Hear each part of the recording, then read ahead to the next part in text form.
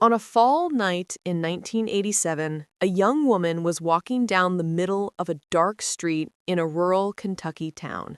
She heard a car turn onto the street behind her, and it sounded like it was driving fast, so she quickly stepped up onto the sidewalk. Suddenly, that car screeched to a stop just a few feet away from her.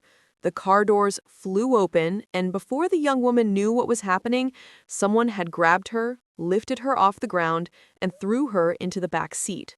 A second later, the car was speeding off, and the terrified young woman would soon find herself in the middle of a horrific nightmare that would haunt her for almost 20 years. But before we get into that story, if you're a fan of the strange, dark, and mysterious delivered in story format, then you've come to the right podcast because that's all we do, and we upload twice a week, once on Monday and once on Thursday. So if that's of interest to you, please sneak into the follow button's house and reverse the hot and cold handles on their shower. Okay, let's get into today's story. On October 1st, 1987, 20-year-old Karina Mullen slid some file folders into a metal cabinet at the police station in the rural town of Central City, Kentucky. Karina glanced at her watch. It was the end of her workday, but she wanted to finish this filing before she left. She had only been working at the police station as an office assistant since she moved to Central City from her family farm about 6 weeks earlier. But in that short time, members of the small local police force had embraced her as one of their own, and she'd quickly become part of Central City's law enforcement family. Karina finished up her filing and took a few minutes to say goodbye to the officers on duty. It was Thursday, and she had off the next few days, so she told everyone to have a great weekend and said she'd see them soon. After that, she went outside to her car and drove through town towards the apartment she shared with her 2-year-old daughter and another young single mother who she'd quickly become friends with. Central City was only about 10 minutes from the farm Karina had grown up on, but to her, it felt like kind of a different world. Shops lined the main street, there were a few bars and restaurants in town, and it wasn't too far of a drive to a much bigger city with a thriving nightlife. Karina turned off the main street onto a side road, drove a little further, and then parked in front of her 2-bedroom apartment, which was one of several apartments in a small but crowded complex. Just 6 weeks ago, when she had moved here, this apartment felt like her first real taste of freedom. Now, Karina loved her parents and living on the family farm, but when she had turned 20 very recently, she really wanted to go out on her own, and she wanted to prove to her parents that she could raise her daughter by herself. But things had not quite turned out like she'd hoped. Karina was raising her child while working at the police station and studying to try to get into nursing school. And she just couldn't do it all. In truth, she missed having her mom and dad's help, and so, after only having been in this apartment for a little over a month, she had decided to move back to the farm. Karina stepped into her apartment and walked past the few moving boxes she had already packed up. She saw her roommate, Angela Smith, getting something to eat in the kitchen. When Karina had dropped the news on Angela that she was leaving to go back to her farm, things had not gone well.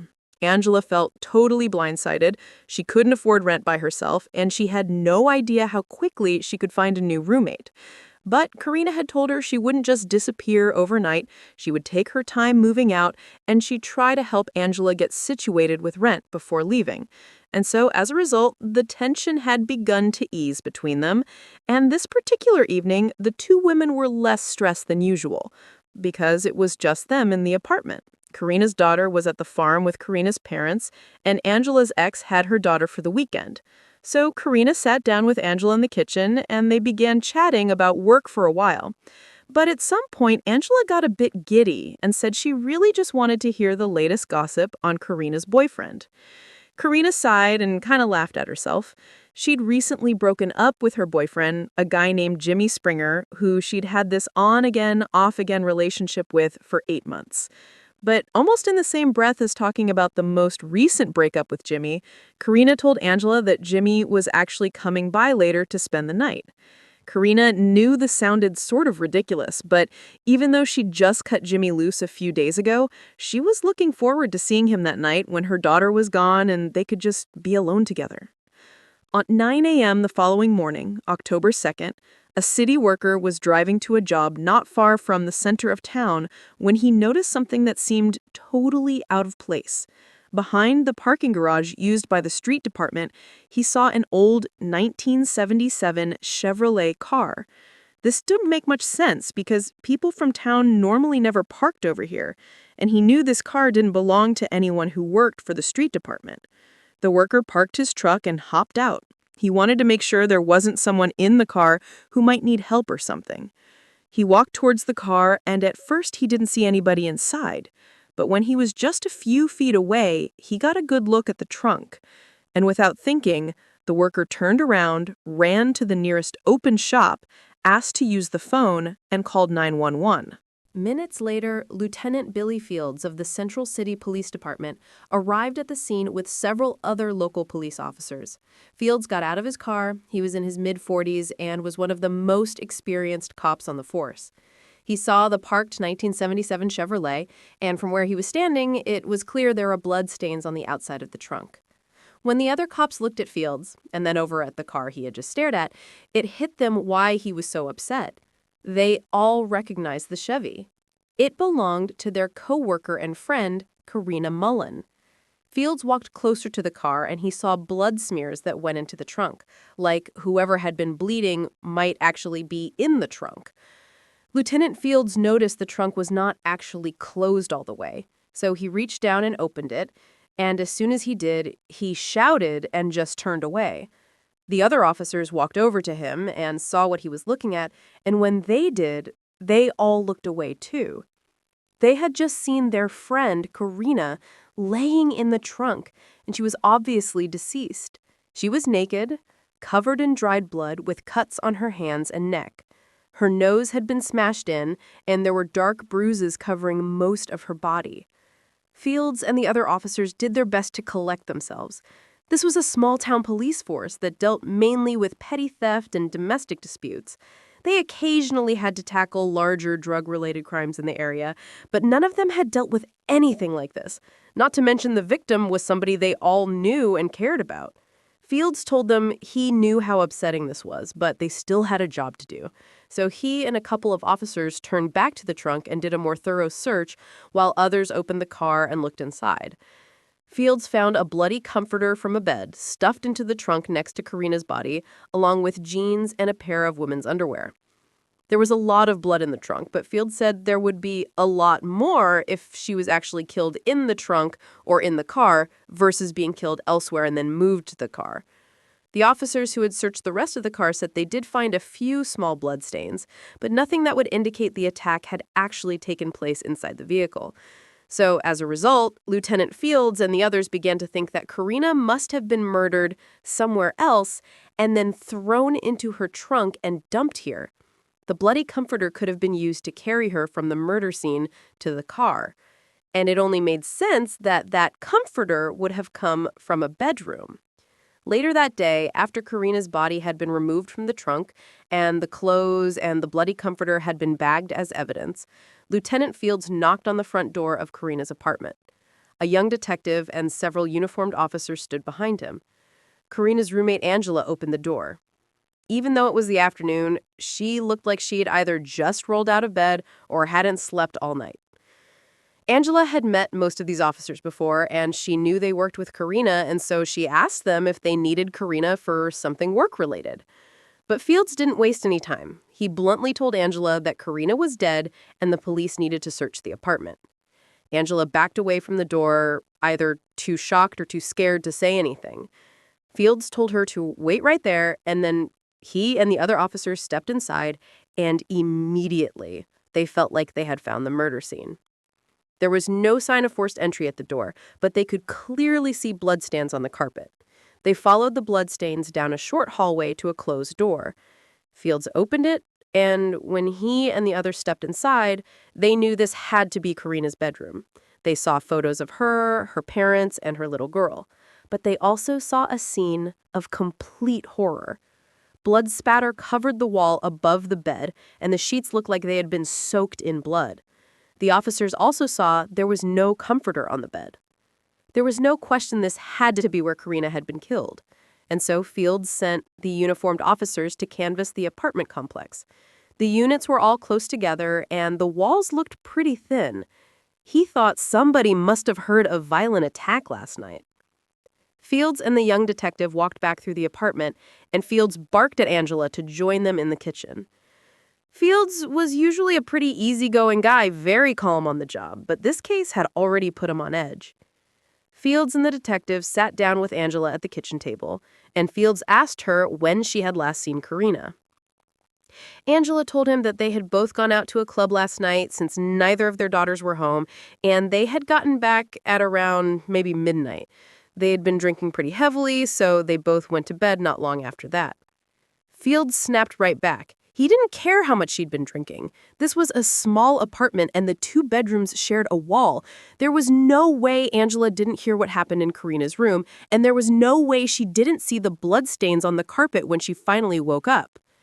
Angela hung her head and fought back tears, and as she did, Fields asked her if she was hiding something from them. She stayed silent for a second and then nodded. She said she hadn't just been drinking the night before, she'd also taken a bunch of painkillers and totally blacked out. She said she was just kind of starting to feel normal again, and so that's why she hadn't heard anything the night before or noticed the bloodstains when she finally woke up. Lieutenant Fields took a breath and eased off a bit. He'd worked enough drug cases in the area to know that the right combination of booze and pills could basically make someone seem dead to the world for a while. This meant there was a chance Angela was actually telling the truth, that she really had no idea what happened over the last 10, 12 hours. Fields and the young detective gave Angela a minute to collect herself. Then the young detective asked if there was anyone she could think of in Karina's life who might have wanted to hurt her. Angela said there was one obvious choice: Karina's on-again, off-again boyfriend, Jimmy Springer. Fields and the detective looked at each other. They didn't know a ton about Karina's boyfriend, but they'd heard enough from her at work to know her relationship had its share of drama. Fields asked if Angela knew the last time Karina had seen Jimmy. Angela closed her eyes and tried to fight back tears. She said last night before Karina went to bed, she had told her to keep the front door unlocked because Jimmy was coming over late and he was going to be spending the night. After leaving the apartment, Lieutenant Fields caught up with the uniformed officers who canvassed the area, and they told him that nobody had heard anything strange last night. This made no sense. The complex was small, and the walls looked thin. How had nobody heard anything? Fields said he would try to figure that out later. He told the young detective to go track Jimmy down and call him in for an interview. In the meantime, Fields would have to drive out to Karina's family farm. News of a violent crime like this in such a small town would spread fast, and he did not want Karina's parents to find out that their daughter had been murdered from the TV. That afternoon, Fields sat down with Karina's parents in a large open room with high ceilings in their farmhouse, and he told them the news. Karina's mother broke down immediately, but her father just stared off into space, almost like his mind had gone completely blank. All Fields could do was tell them how sorry he was and how he would do everything in his power to find her killer. He told them that Karina was part of the family at the police department and nobody would get away with doing this to her. Fields told the parents that he didn't want to intrude on their grief, but he wondered if they knew anything about Karina's latest boyfriend, Jimmy Springer. Karina's mom forced herself to stop crying for a second, and she got an angry look on her face. She said Jimmy was no good for her little girl. He was jealous all the time, and he had a bad temper. Karina's dad quickly added that this was not just typical jealous boyfriend stuff that might be expected from a young man. He told Lieutenant Fields that a few weeks earlier, Karina had come to the farmhouse and her face was all red. When he asked her what had happened, she told him that Jimmy had grabbed her, dragged her into the bathroom, and rubbed off all of her makeup with a washcloth because he didn't like her wearing makeup when she was out. Fields assured the parents that the police were already working to bring Jimmy in for questioning. He said he would update them about the case as quickly and as often as he could. He told them again how sorry he was, then said goodbye and walked back outside to his car. On the night of October 2nd, so a little over 12 hours after Karina's body had been found, Lieutenant Fields sat with the Central City Chief of Police and the county sheriff in an interview room at the sheriff's department. Fields had been right, and the story of Karina's murder had already made the nightly news in cities all over the area. This was by far the biggest crime to have hit Central City in recent memory. So the chief and the sheriff wanted to make sure they handled everything by the book and that they could control the story in the media as much as possible. Just then, a deputy led Jimmy Springer into the room. Jimmy was 19 years old, tall and skinny, and he wore jeans and a t-shirt. He currently lived a little less than 2 hours away in Nashville, Tennessee, but police had found him staying with a friend in Central City. Jimmy sat down, and right away the sheriff asked him if he knew why he was there. Jimmy had already heard about Karina, so he responded by saying he had nothing to do with her death. The police chief asked Jimmy where he'd been the night before, and Jimmy said he'd gone to a local bar with a couple of friends just to have a few beers. Afterward, he swung by Karina's apartment, but when he knocked on the door, nobody answered, so he headed to his friend's house and crashed there for the night. The chief didn't hold back. He told Jimmy he thought he was lying. Karina's roommate had told police she left the door unlocked for Jimmy's, so why didn't he just walk in? Jimmy sat there for a second and began to shift in his seat uncomfortably, but he stuck to his story. The investigators kept pushing, but Jimmy didn't budge. He just kept saying he had nothing to do with Karina's murder. Now, despite the fact that everybody in that room thought Jimmy was not telling them everything, the chief and the sheriff recognized that they didn't really have any clear evidence tying Jimmy to the murder yet, so they let him go. This decision baffled Lieutenant Fields. He argued that they were just letting Karina's killer walk out the door. On October 5th, 3 days after Karina's body had been found, Lieutenant Fields sat with the Central City Chief of Police and the county sheriff in an interview room at the sheriff's department. Fields had been right, and the story of Karina's murder had already made the nightly news in cities all over the area. This was by far the biggest crime to have hit Central City in recent memory. So the chief and the sheriff wanted to make sure they handled everything by the book and that they could control the story in the media as much as possible. Just then, a deputy led Jimmy Springer into the room. Jimmy was 19 years old, tall and skinny, and he wore jeans and a t-shirt. He currently lived a little less than 2 hours away in Nashville, Tennessee, but police had found him staying with a friend in Central City. Jimmy sat down, and right away the sheriff asked him if he knew why he was there. Jimmy had already heard about Karina, so he responded by saying he had nothing to do with her death. The police chief asked Jimmy where he'd been the night before, and Jimmy said he'd gone to a local bar with a couple of friends just to have a few beers. Afterward, he swung by Karina's apartment, but when he knocked on the door, nobody answered. So he headed to his friend's house and crashed there for the night. The chief didn't hold back. He told Jimmy he thought he was lying. Karina's roommate had told police she left the door unlocked for Jimmy, so why didn't he just walk in? Jimmy sat there for a second and began to shift in his seat uncomfortably, but he stuck to his story. The investigators kept pushing, but Jimmy didn't budge. He just kept saying he had nothing to do with Karina's murder. Now, despite the fact that everybody in that room thought Jimmy was not telling them everything, the chief and the sheriff recognized that they didn't really have any clear evidence tying Jimmy to the murder yet. So they let him go. This decision baffled Lieutenant Fields. He argued that they were just letting Karina's killer walk out the door. On October 5th, 3 days after Karina's body had been found, Lieutenant Fields sat at his desk reading over the medical examiner's autopsy report. The report did not surprise Fields based on what he already knew about the case. Karina had been cut several times with a blade and had been beaten badly with a blunt object. She had also been raped before she was killed. The medical examiner believed that this had all taken place the night before Karina's body had been found in the trunk of her car.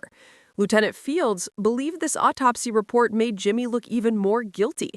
The violence inflicted on Karina showed the kind of rage that police often saw in cases involving jealous boyfriends and husbands.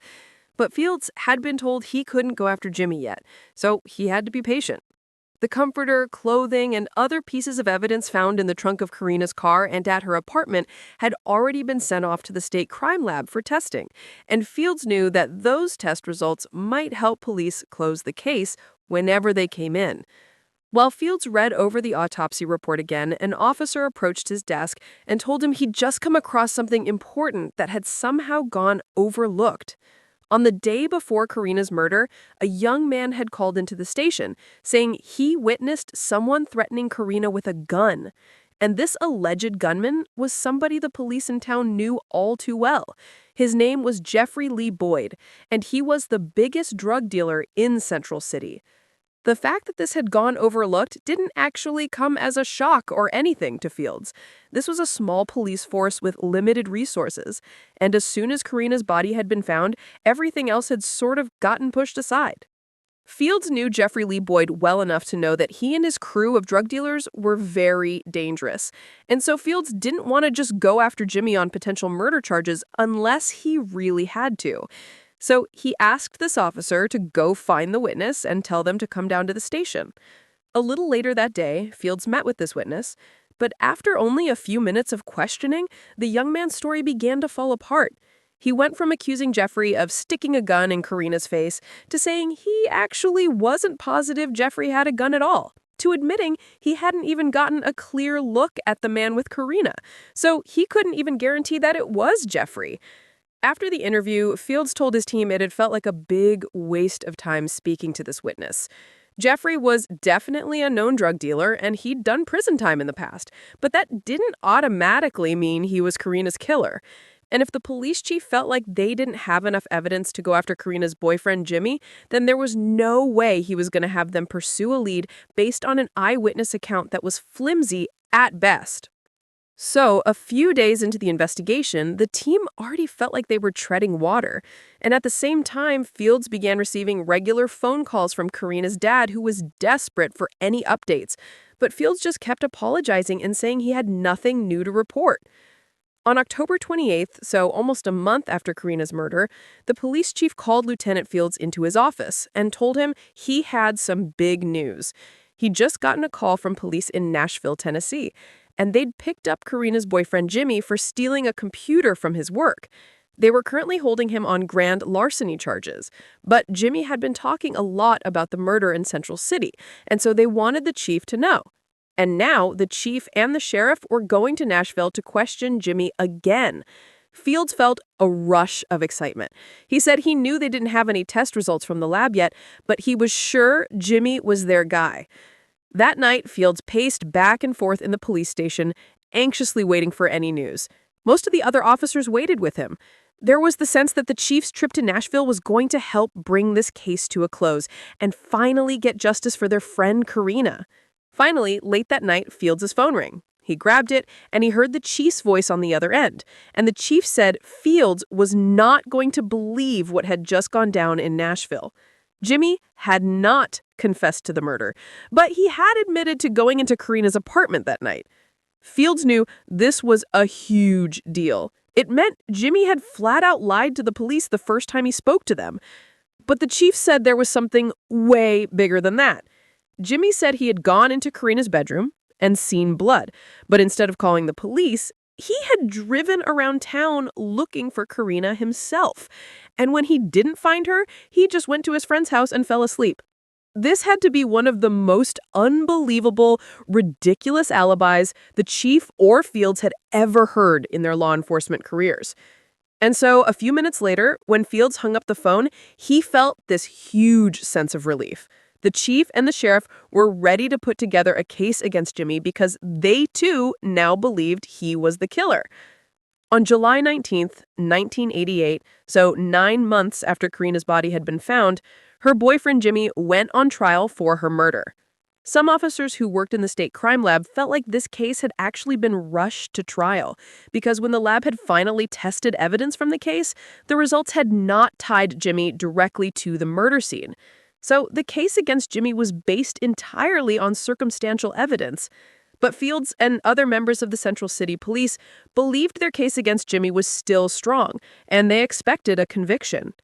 After a couple of days, the trial ended, and the jury deliberated for only an hour. Fields sat in the courtroom feeling a rush of anticipation as the jury foreman read the verdict, and Fields heard the words, "Not guilty."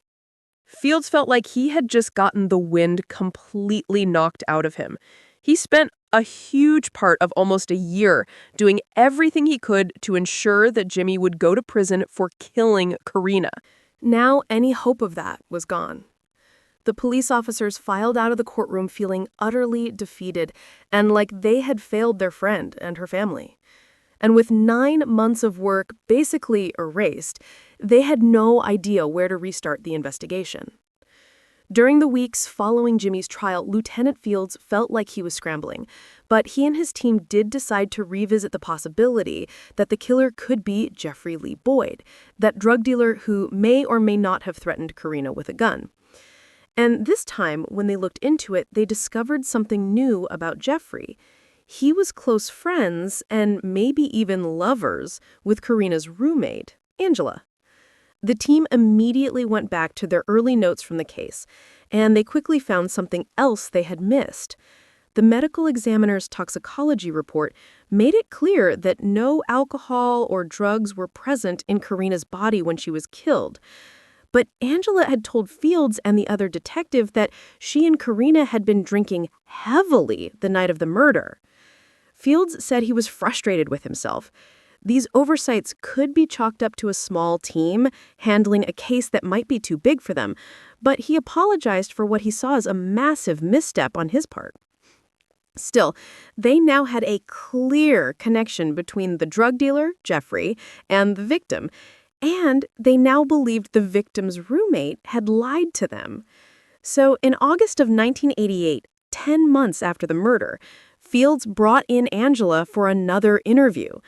But all she could say was that, maybe she'd been wrong. Maybe she only thought Karina was drinking a bunch when they went out because she herself had been really drunk and on painkillers. Following his talk with Angela, Lieutenant Fields tracked down 25-year-old Jeffrey at his house, and he happened to be there with an 18-year-old drug dealer named Kramer, who cops believed worked for Jeffrey. The two dealers made an odd-looking pair. Jeffrey was this tall, massive guy who had no problem physically intimidating people, while Kramer was skinny and barely stood 5 feet tall. Fields talked to them for a while at the house, but when he got back to the station, he told the chiefs that both young men had barely said a thing. This seemed par for the course, though, because Jeffrey, who had been questioned many times in the past by police, sort of knew to keep his mouth shut. Even though Jeffrey had started to seem like a strong suspect on the surface, as the investigation went on, Fields was not able to produce enough evidence to convince anyone that they had a case against Jeffrey. And once Jeffrey fell off the radar, the investigation began to dry up. In fact, as brokenhearted as police officers and the people who knew Karina still were, there seemed to be an effort from everybody to just move on. Like, the only way for the town to heal was to put this horrific murder case behind them, despite it being unsolved. And so as months and then years went by, there were only 2 men who seemed to still be actively looking for Karina's murderer. That was her father and Lieutenant Fields. Sometimes Fields would even pick up Karina's dad at the farm, and they would just drive around together, looking for any potential clue that they might have missed. But those clues never surfaced, and the years kept passing by. Eventually, Lieutenant Fields retired from the force. And then once Fields was gone, Karina's dad convinced the state police to pick up the investigation. And they tried for a time to solve the murder, but eventually they also let the case go. Finally, after over a decade of searching, Karina's mom convinced her husband that he needed to drop the case too. They could not spend the rest of their lives hunting for a killer that nobody could find. That is not what Karina would have wanted for them. In June of 2006, over 18 years after Karina's murder, Detective Damon Fleming of the state police sat at his desk digging through old notebooks and file folders. The state police had recently made an effort to revitalize cold cases, and Detective Fleming had been assigned to Karina's murder investigation. Fleming knew the case had long since disappeared from public consciousness. But when he took it over, he had gotten the word out to the media in and around Central City that the investigation had been reopened. And if anybody had information, no matter how insignificant they thought it might be, they should contact the state police. Sitting at his desk, Fleming heard someone call his name. He looked up from the notebook he was reading, and he saw an officer there with this woman who appeared to be in her 30s, and she looked absolutely terrified. Detective Fleming asked what he could do for her, and she said she needed to talk to him in private. Fleming stood up, signaled for the other officer to leave, and then he led the woman into a conference room. He closed the door behind them and then sat down across from her at a long wooden conference table. As soon as she sat down, the woman kept glancing over her shoulder like she thought somebody was following her. But Fleming assured her they were totally safe in here, and he asked her why she needed to see him. Tears began running down her cheeks as she cleared her throat, and then she told him her name was Samantha Robinson, and that when she was 16 years old, she had witnessed the brutal murder of Karina Mullen. Detective Fleming sat there silent and almost in awe of this woman, and by the time she stopped talking, he knew that she had given him all of the information he would need to finally close Karina's murder case after almost 20 years. Based on Samantha's story and evidence and interviews from multiple investigations conducted over 18 years, this is what police believe happened to Karina on the night of October 1st, 1987. Suddenly, the car came to a screeching halt right alongside her. The driver's door and the front passenger door flew open and two men came out and rushed towards her. The driver grabbed Samantha and she kicked and screamed, but there was no way she could get out of his grip. The passenger opened up one of the back doors and the driver shoved Samantha into the back seat and then slammed the door shut behind her. Samantha looked next to her, and there was the group's leader sitting in the back seat, smiling at her. The car lurched forward, and a few minutes later it pulled up to Karina's apartment. The back door of the car opened, and the driver and passenger grabbed Samantha and pulled her out of the car and up towards the apartment, while their leader followed behind, holding a metal club in one of their hands. The driver opened the door to Karina's apartment and told Samantha to keep her mouth shut if she wanted to live. The leader walked past them and right to Karina's bedroom, where Karina was sleeping. The driver and passenger followed with Samantha and then threw Samantha to the bedroom floor. Karina woke up and saw all the people in her room and began to scream, but the leader jumped on top of her and began beating her stomach with the metal club until she went quiet. At this point, the leader climbed off of Karina off the bed and motioned to the driver. This man drew a knife from his hip, climbed onto the bed with Karina, and made shallow cuts into Karina's neck, arms, and stomach. After that, the driver with the knife, and then the passenger, and then the leader all raped Karina. Afterwards, they stepped away from the bed, and for a second, Samantha, who was on the ground, hoped and prayed they would just leave. But the leader raised the metal club, rushed back to the bed, and smashed Karina in the head and nose with it.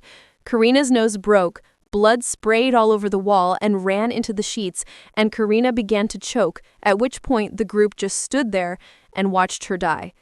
After Karina was dead, the leader told the other two to wrap Karina up in her comforter.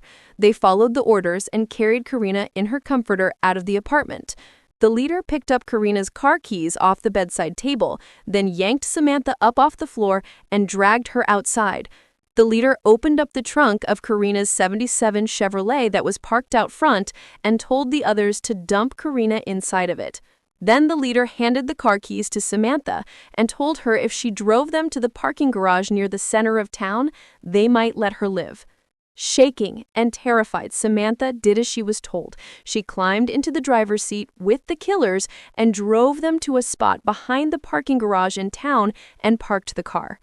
And then, in a flash, this teenage girl killed the engine, took the keys out of the ignition, leapt out of the car, and threw the keys as far away as she could. By the time the killers knew what had happened, Samantha was already running through the shadows and making her way home. The leader sat in the car for a second and just started laughing. They said there was no way this little girl would ever rat them out. She would spend the rest of her life in constant fear that if she did, they would find her and kill her. And so all three of the killers got out of Karina's car and walked through town covered in blood. The driver and the passenger went their own way, and the leader walked home, showered, and went to bed. The following morning, the killer's leader got dressed, grabbed their badge and gun, and headed to their place of work, the police station. The drug dealer, Jeffrey Lee Boyd, and his 18-year-old friend Kramer helped carry out Karina's murder. But their leader, the one who was in charge of the murder, also happened to become the lead investigator on Karina's murder, Lieutenant Billy Fields. It would turn out Lieutenant Fields was at the top of the drug trade in Central City, giving out orders and providing police cover while Jeffrey ran things on the street. But Jeffrey just couldn't keep quiet. One day, while he was hanging out with Karina's roommate Angela, he let it slip that he had cops working with him and protecting him. Crime Sense Podcast. And Karina heard all of this. Jeffrey quickly realized he'd made a huge mistake. So the day before the murder, he got his gun and threatened to kill Karina if she talked, just like the witness described seeing. But Fields thought that was not enough. The only way to be sure they would not get caught was to kill her. Fields and Jeffrey were sadistic, though. Murder wasn't enough for them. So when they were driving to Karina's and saw that teenager Samantha on the street, they decided to grab her and make her watch what happened next. And what happened next is they raped and killed Karina and forced Kramer to participate. But Karina's roommate, Angela, had been in her bedroom and heard everything that night, but they threatened to kill her if she talked. Jeffrey came up with the story about Angela and Karina going out and drinking and taking pills for Angela to tell the police. Fields also told Jeffrey to threaten everybody who lived in that apartment complex. That's why when they were asked by police, all those neighbors said they didn't hear anything. After that, Fields made sure to personally overlook whatever needed to be overlooked in the investigation in order to steer it away from him and his partners. Karina's boyfriend, Jimmy, almost turned out to be the perfect patsy for Fields. But in court, Jimmy's lawyers argued that police had bullied and manipulated him into saying things that were not true, and so he was acquitted.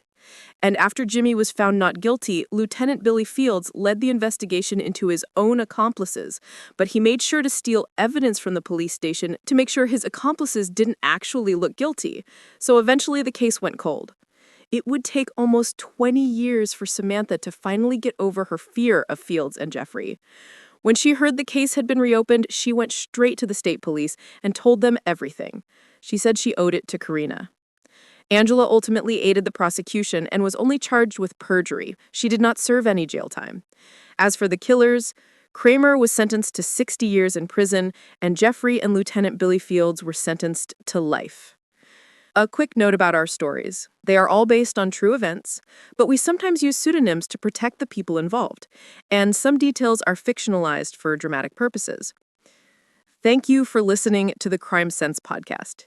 If you enjoyed today's stories and you're looking for more bone-chilling content, be sure to check out all of our Crime Sense podcast studio podcasts. This podcast, the Crime Sense podcast, and also Crime Sense podcast Medical Mysteries, Bedtime Stories, Wartime Stories, Run Fool, and Redacted. Just search for Crime Sense podcast wherever you get your podcast to find all of these shows. To watch hundreds more stories just like the ones you heard today, head over to our YouTube channel, which is just called Crime Sense Podcast. So that's going to do it. I really appreciate your support. Until next time, see ya.